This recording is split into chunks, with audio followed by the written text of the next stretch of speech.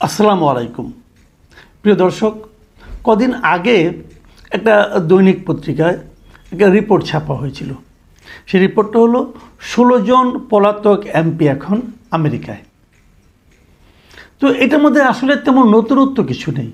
স্বাভাবিক, আওয়ামী লীগ আমলে যারা এমপি ছিল 3 দফায় তো এমপি কম ছিল না, ঘুরে ফিরে প্রায় 600-700 হতে হবেই।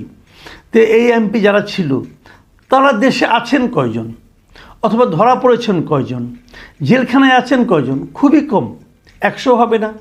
তা বাকিরা কোথায়? বাকিরা তো বিদেশে আছেন।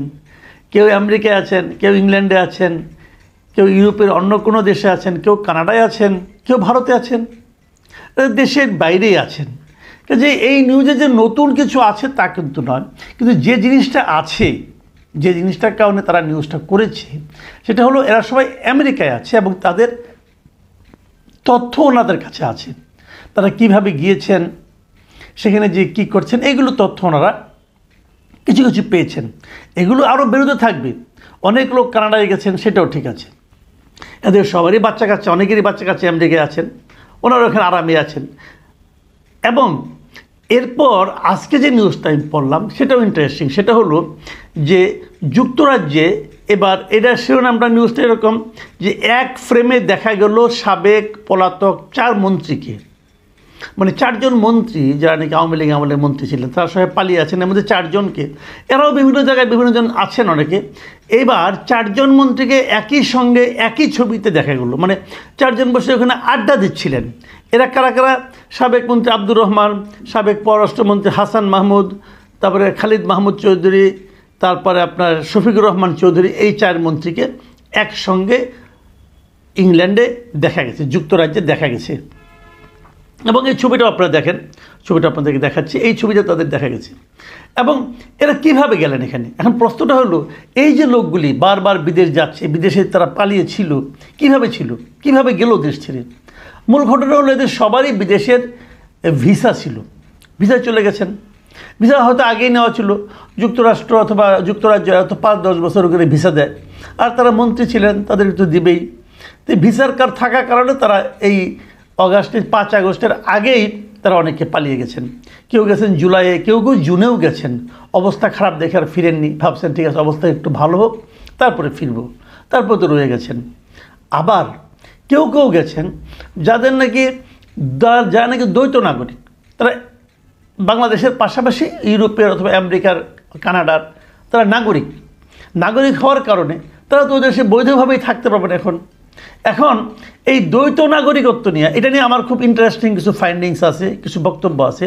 এটা নিয়ে আমি কাল পরশু আরেকটা স্টোরি করব, যে এই দ্বৈত নাগরিকত্বটা কী জিনিসটা, এটা কেন থাকা উচিত না অথবা উচিত, আমাদের রাজনীতিতে, আমাদের দেশের অর্থনীতিতে এরা কী প্রভাব ফেলে, সেগুলো আমি আলাদা একটা আইটেম করব বলে ভেবেছি। কাজেই যাদের দ্বৈত নাগরিকত্ব আছে তারা তো ওভাবে চলে গেছেন, তাদের তো কেউ আটকে রাখতে পারবে না, তারা তো আগেই চলে গেছেন। তাদের বিরুদ্ধে এখানে কোনো অপরাধ আছে কি না আছে সেটা তো মানে উন্মোচিত হওয়ার আগেই তারা চলে গেছেন, তারা পালিয়ে গেছেন। এখন যে প্রশ্নটা আমি আসলে করতে চাই, যে এই যে লোকগুলো, দেশের কি অবস্থা, দেশের মানুষের কি অবস্থা, তার দলের কি অবস্থা? তারা তো সবাই আওয়ামী লীগ করতেন অথবা জাতীয় পার্টি করতেন। আওয়ামী লীগ এবং জাতীয় পার্টির এখন কি অবস্থা দেশে, অথবা আওয়ামী লীগ এবং জাতীয় পার্টির যে সমস্ত নেতাকর্মীরা দেশে এখন আছেন তারা কেমন আছেন? এসব নিয়ে কি এই লোকগুলির মধ্যে কোনো ধরনের হেলদোল আছে, কোনো ধরনের চিন্তা ভাবনা আছে? নাই। আপনি যেই 4 মন্ত্রী যে ছবি দেখলেন, এদের চেহারা দেখে মনে হচ্ছিল তারা খুবই চিন্তিত, তার দলের লোকজনকে নিয়ে, দলের অস্তিত্ব নিয়ে তারা খুব চিন্তিত। মোটেই চিন্তিত না, তাদের কিচ্ছু যায় আসে না। তারা বাইরে এমন এমন সম্পদ এক একজন করেছেন যে তারা বাকি জীবন যদি দেশে নাও আসেন অথবা যদি কোনো কিছু নাও করেন, পায়ের উপরে পা তুলে তারা বাকি জীবন কাটিয়ে দিতে পারবেন। কেবল তারাই পারবেন না, তাদের আরও পরবর্তী 2-3 পুরুষও পারবে। তারা এত কামিয়েছেন এক একজন, এবং বলাই বাহুল্য এই কামাইয়ের কোনো কিছুই বৈধ কামাই নয়, সবই অবৈধ কামাই। মানুষের পয়সা লুটপাট করে, মানুষকে প্রতারণা করে তারা এই পয়সাগুলো কামিয়েছেন, এবং আরও অনেককে তারা কামানোর সুযোগ করে দিয়েছেন। তো এই যে লোকগুলো এখানে গিয়েছেন, ওনারা কি আওয়ামী লীগের পদে নেই? আছেন। সেন্ট্রাল কমিটিতে ওনারা সেরকম পাওয়ারফুলি আছেন, আগের মতোই আছে, কিন্তু এই দলটার কিন্তু কোনো পরিবর্তন হয় নাই। আওয়ামী লীগের সভানেত্রী এখনও শেখ হাসিনা, আওয়ামী লীগের যুগ্ম সাধারণ সম্পাদক এখনও ওই লোকই, এই আপনার কি বলে এই হাসান মাহমুদি আছেন, আওয়ামী লীগের সাধারণ সম্পাদক ওবায়দুল কাদেরই আছেন, কিন্তু তাকে কিন্তু সরানো হয়নি। অনেকে বলে থাকেন যে আওয়ামী লীগ তো ক্ষমা চাইল না একবারও, এতগুলো অপরাধ তারা করলো, 15 বছর ধরে করলো, শেষ দিকে মানুষগুলিকে গুলি করে মারলো, নানা রকম শিশুদের পর্যন্ত তারা ছাড় দিল না, হেলিকপ্টার দিয়ে গুলি করলো, এই যে কাজগুলি করলো এগুলি কি অপরাধ নয়? এগুলো তো অপরাধ। আওয়ামী লীগের অনেক নেতাকে বলতে শোনা যায় এটা নাকি একটা ষড়যন্ত্র ছিল, ষড়যন্ত্রের মাধ্যমে নাকি আওয়ামী লীগকে উৎখাত করা হয়েছে। ভাই এগুলি হলো কি জানেন, এগুলি হলো পাগলের প্রলাপ। কিছু মনে করেন না যারা আওয়ামী লীগ করেন, অনেকেই হয়তো এটা দেখছেন, তাদেরকে বলবো ভাই এই সমস্ত ছাড়েন, এই সমস্ত এই করাপ্ট লোকদের পেছন ছাড়েন। আপনি হয়তো আন্তরিকভাবে আওয়ামী লীগ করেন, আপনি হয়তো আওয়ামী লীগের নৌকা মার্কাকে ভালোবাসেন, আপনি হয়তো বঙ্গবন্ধুর আওয়ামী লীগ করতেন, মানি আমি, আপনাদের আওয়ামী লীগের প্রতি দীর্ঘদিনের পারিবারিকভাবে হয়তো আপনি আওয়ামী লীগ করেন, কোনো সমস্যা নাই। কিন্তু গত 15 বছর এই আওয়ামী লীগ কতগুলি দুর্বৃত্তের খপ্পরে পড়েছিল, এবং এই দুর্বৃত্তগুলো নিজেরা চুরি করেছে, দেশের মানুষের ক্ষতি করেছে, দেশের মানুষের জানমাল নিয়ে খেলাধুলা করেছে, নৃশংসতা করেছে, করার পর নিজেরা অর্থ করি বাগিয়ে এখন বিদেশে চম্পট মেরেছে। তাদের মধ্যে, তাদের মনের মধ্যে আপনাদের মতো যারা দেশে এখনো পড়ে আছেন তাদের জন্য বিন্দু মাত্র তাদের মধ্যে মায়া দয়া কিচ্ছু নেই। তারা আওয়ামী লীগকে ডুবিয়েছে, তারা আওয়ামী লীগের ইতিহাসকে ডুবিয়েছে, তারা বঙ্গবন্ধুকে ডুবিয়েছে। যারা বঙ্গবন্ধুকে ভালোবাসেন তারা হাসিনার আমলের আওয়ামী লীগকে ভালোবাসতে পারেন না। হাসিনার আমলের আওয়ামী লীগ আর বঙ্গবন্ধুর আওয়ামী লীগ কখনোই এক ছিল না। এই জিনিসটা মাথায় রেখে আপনাদের পরবর্তী চিন্তাভাবনাগুলো আপনারা ঠিকঠাক করেন। ভাবেন তো একটা কথা, আওয়ামী লীগ কিন্তু চলে যাওয়ার পর 2-3টা তারা কিন্তু কর্মসূচি দিয়েছিল, তো সেই কর্মসূচিতে যদিও তারা করতেই পারেনি, যদি করতে পারতো, যদি কোনো অঘটন ঘটতো, কিছু কিছু লোককে গ্রেপ্তারও করা হয়েছে। এগুলি কারা?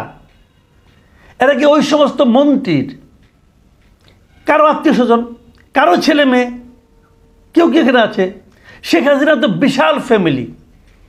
শেখ হাসিনা লুটপাটের সময় তো ফ্যামিলির অভাব ছিল না। শেখ সেলিম ছিল, তার ওই ভাই, চাচাতো ভাই, মামাতো ভাই, ফুফাতো ভাই, অভাব তো নাই রে ভাই, ছিল তো। তাদের কেউ কি দেশে আছে? কেউ কি এই সমস্ত আন্দোলনে মাঠে ছিল? যদি মাঠে না থাকে তাহলে কীভাবে তারা এখনও নেতা থাকে বলেন তো আপনি আমাকে। এই যে চিফ হুইপ ছিল লিটন সাহেব, তার ভাই নিক্সন সাহেব, বিশাল নেতা, কই তারা ভাই? তারা তো বলতে পারতো আমি এসে আপনাদের সঙ্গে মিছিল করলাম, করে না তো। বরঞ্চ ওইখান থেকে তারা টাকা পয়সা পাঠাইয়া এখানে লুটপাট আরও চালাই যাচ্ছে। তারা বিভিন্ন লোককে টাকা দিয়ে, জানি কিছু খবর টবর তো জানি, এগুলো তো হচ্ছে। কোথায় তারা? শেখ হেলাল কই? শেখ জুয়েল কোথায়? তন্ময় কোথায়? এগুলি সব পালিয়েছে। তারা কি বলে আপনারা তাদের বাড়িঘর ভাঙছেন, ভেঙে আনন্দ পাইছেন। কী হয়েছে রে ভাই? কয় টাকা? তারা যে পরিমাণ লুট করেছে সেই তুলনায় এটা কয় টাকা? কোনো টাকাই না। তো তারা কিন্তু আনন্দে আছে। আবার ধরেন হাইপোথেটিক্যালি, এটা বাস্তব কিনা আমি যাই না, আমার তো মনে হয় বাস্তব না এটা, তবু ধরলাম হাইপোথেটিক্যালি, যদি আবার আওয়ামী লীগ ব্যাক করার সুযোগ পায় তাহলে ওই লোকগুলি কিন্তু আবার নেতা হবে। এই লোকগুলি আবার নেতা হবে, আবার শেখ হেলালের দাপট, এই শেখ হেলালদের ভাই বোনের দাপট, ভাইদের দাপটে পুরো খুলনা অঞ্চল তটস্থ হয়ে যাবে। এদের দাপটে কেউ কিছু করতে পারবে না। স্বরাষ্ট্র মন্ত্রণালয় চালাবে শেখ সেলিম, কেউ কিছু করতে পারবে না। পুলিশের বদলি অমুক তমুক টাকা পয়সা শেখ সেলিম করবে, তারপরে সে তাইগুলোতে করবে, সমস্ত কিছু তারাই করবে, এই লোকগুলিই করবে আবার। তাহলে কি হবে? যারা আওয়ামী লীগকে আবার ফিরিয়ে আনতে চান তারা কি একবার ভেবেছেন? আবার কিন্তু ওরাই আসবে। বরঞ্চ ওদেরকে বাদ দিয়েও তো আওয়ামী লীগ হতে পারে না। কাজেই আসবে সেই বাস্তবতা আমি এখন আর দেখি না, আর বাস্তবতা আমি দেখি না, সত্যি দেখি না। কারণ এদেশের মানুষ তাদেরকে গ্রহণ করবে বলে আমি মনে করি না। কিন্তু এদের নিয়তে যে খারাপ ছিল সেই জিনিসটা আমি, যারা এখনও আওয়ামী লীগকে সমর্থন করেন তাদেরকে বলার চেষ্টা করতেছি, বোঝার চেষ্টা করেন। এই লোকগুলির নিয়তি খারাপ। তারা দলকে ভালোবাসে নাই, দলের নেতাকর্মীকে ভালোবাসে নাই, তারা কেবল নিজেদেরকে ভালোবাসছে। এবং নিজেদেরকে ভালোবাসছে বলেই তারা একই সঙ্গে সবসময় তাদের মানে 5-6 বছরের ভিসা থাকতো, এই দেশ না ওই দেশ যেন যে কোনো সময় ফুরুত করতে পারে। তাদের সবসময় ডুয়েল সিটিজেনশিপ থাকতো, যাতে নাকি ওখানে যে মহানন্দে থাকতে পারে। তারা বিদেশে টাকা পয়সা পাচার করেছিল, যাতে নাকি ওই পাচারকৃত টাকা দিয়ে তার সংসার কয়েক জীবন কাটায় যেতে পারে। তারা এগুলি করেছে। তারা কখনো দলকে ভালোবাসতো, তারা দলের ভরসায় দেশে থাকতো। আচ্ছা, তারা বলবে আমি দেশে থাকলে জেলে যেতাম। জেলে কি অনেকে যায় নাই? গেছে তো। তারা কি মারা গেছে? তারা তো মারা যায় নাই। আন্দোলন করবেন, রাজনীতি করবেন, আপনি জেলের ভয় পাবেন কেন? এই কারণেই পাবেন যে এত বেশি লুটপাট করছেন যে জেলে যাই আর সময়টা কাটাতে চান না। লুটপাটের অর্থটা তো মানে উপভোগ করতে হবে, এই জন্য তারা জেলে যেতেও ভয় পান। আপনি যদি অন্যায় না করে থাকেন, দেশে থাকেন, জেলে যান, আদালতে লড়েন, সমস্যাটা কি? এখন তারা ওইটাও ভাবে যে তারাও তো আইন টাইন সব কিনে নিছিল, দাপটের সঙ্গে আইন চালাইতো, যেমনি বলতো সেমনি রায় আসতো। তারা ভাবছে এরাও তাহলে তাই করবে। ভাই, একটা ভয়ঙ্কর কাজ এরা করে গেছেন। পুরা দেশটাকে একটা সন্ত্রাসের জনপদে পরিণত করেছিল। একটা ভীতির একটা কালচার তারা দেশে ছড়িয়ে দিয়েছিল। এই লোকগুলি দেখলে এখন আমার করুণা হয়, ঘৃণা হয়। তারা আবার হেসে হেসে সামনে কফির কাপ সামনে নিয়ে ছবি দেয়। প্রিয় দর্শক, আমি বলবো আপনারা এদেরকে চিনে রাখুন, এদের কথা ভুলবেন না। এরা কী করেছে এটা ভুলবেন না। আমি আওয়ামী লীগের নেতাকর্মী যারা দেশে আছেন, কষ্টে আছেন, তাদেরকে বলবো এখান থেকে বের হতে হলে নিজের পায়ের দিকে তারা তাকান, নিজের পায়ে দাঁড়ানোর চেষ্টা করেন। এই সমস্ত কুলাঙ্গারদের প্রতি আস্থা রাখেন না। এরা আপনাদেরকে ভাসাতে পারবে না, এরা বরং আপনাদেরকে নিয়েও ডুববে। এরা তো ডুবে আছে, আপনাদেরকেও ডুবাবে। প্রিয় দর্শক, এখন এই পর্যন্তই। আল্লাহ হাফেজ।